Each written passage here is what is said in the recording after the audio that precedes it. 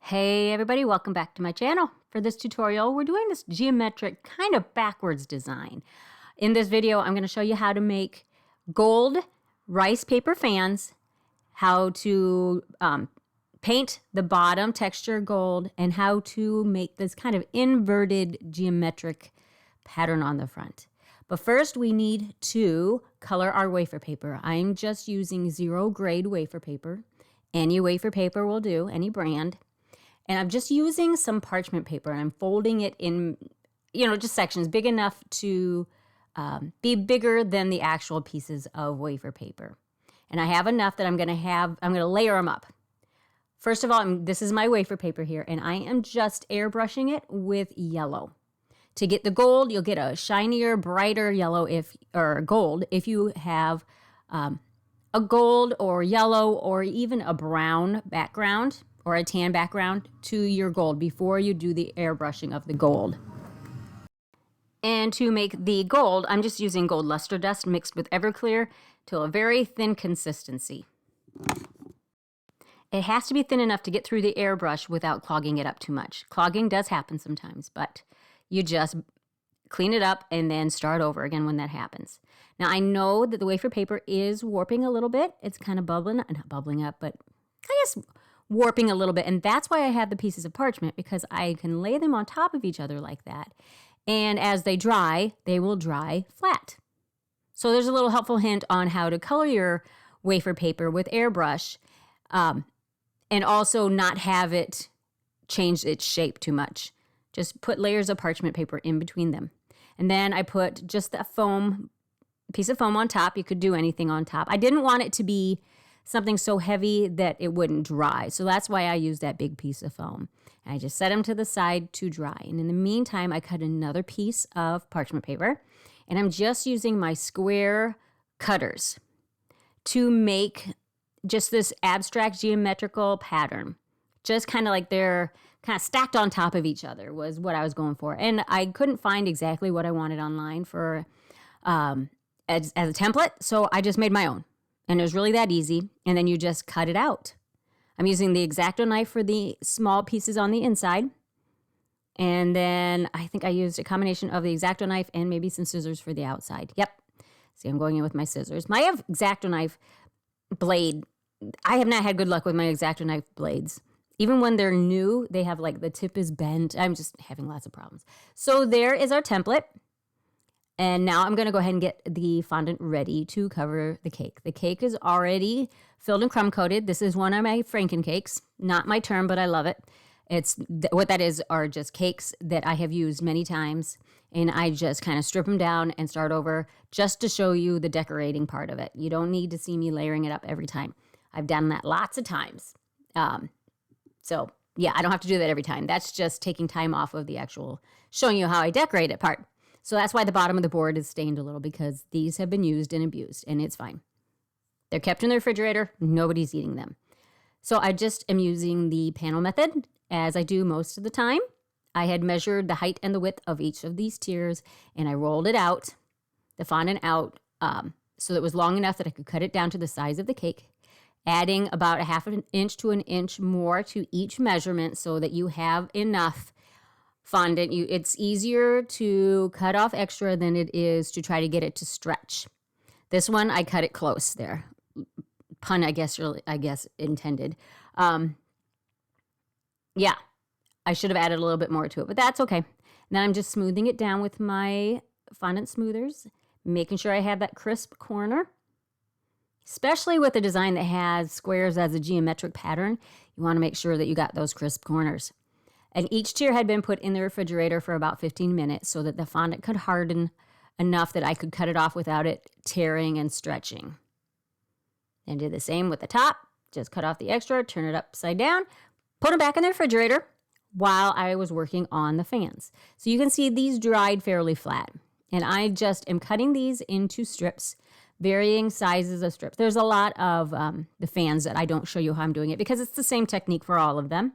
This is the half fan, like I guess a full, not a circle. This is half of a circle is what I'm doing on this one, because this is my bigger one. If I had done a full circle on it, it would have been huge. It would have been way too big for the cake. So on some of them, I did use my ruler here to kind of mark in where to fold them.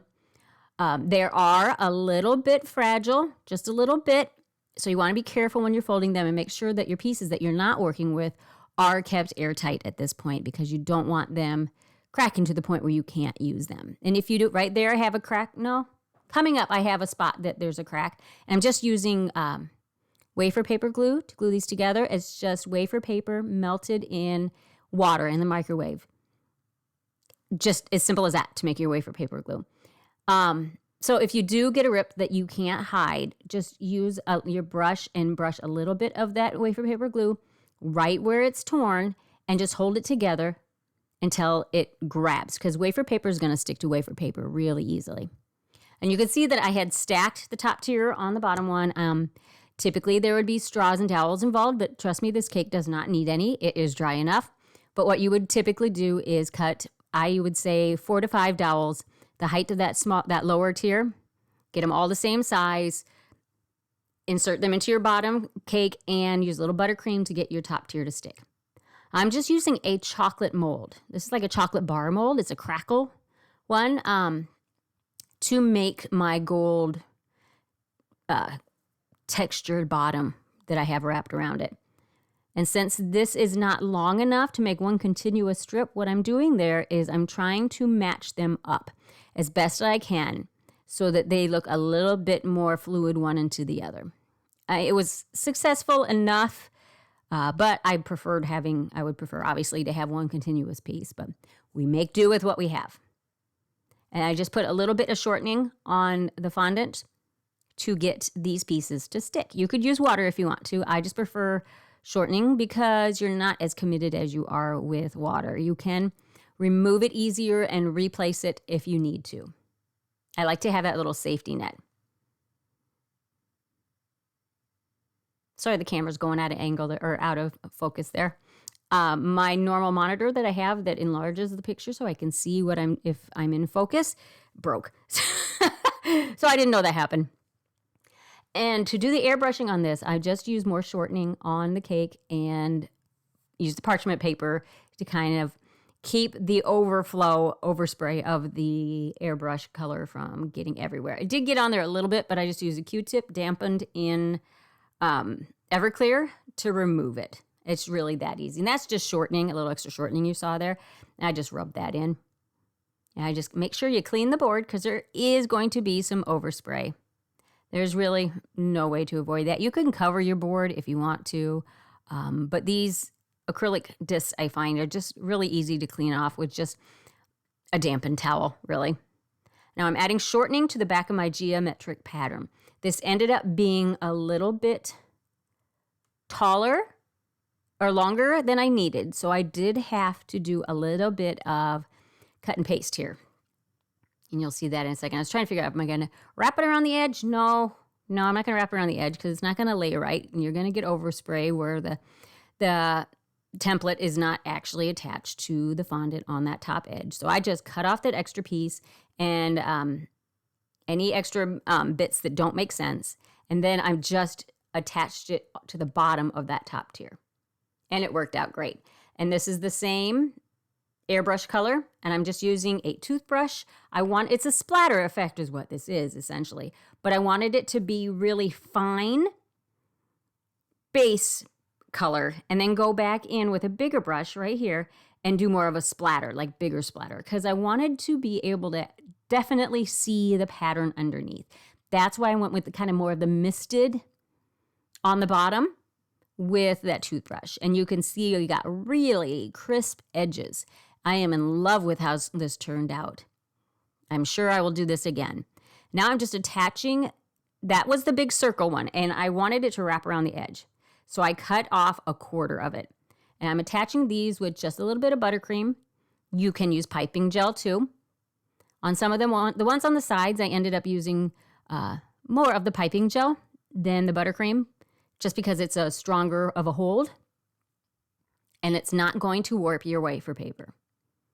You can put this in the refrigerator after you're done, and it's not going to warp your wafer paper as long as your refrigerator is dry. So here's our final product, guys. I really like this. This to me says wow factor. I hope you learned a few new things. Showed you a couple new things on this tutorial, and hopefully they're things that you can use, things that you've been wondering how to do. Maybe I took away a little bit of the mystery. And hope you liked it, and we'll catch you on the next one.